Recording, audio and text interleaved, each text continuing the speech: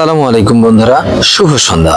SSC Mir Mosharraf Hossain স্মৃতি সংসদ কর্তৃক আয়োজিত সাহিত্য সম্মেলন এবং গুণীজন সংবর্ধনা অনুষ্ঠানে এখানে এসে নিজেকে সমৃদ্ধ করলাম কিছুটা হইলেও।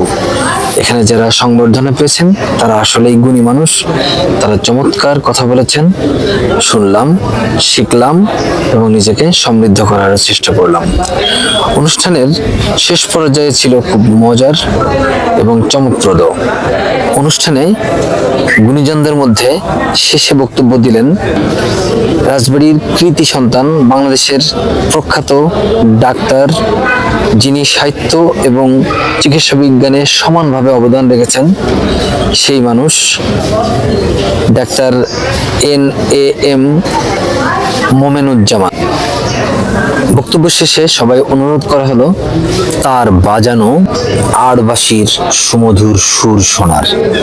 তিনি সকলের কথা রাখলেন এবং বাজিয়ে শোনালেন তার বাঁশির সুমধুর সুর। আমাদের সাথে আপনারা উপভোগ করুন বাঁশির সুর।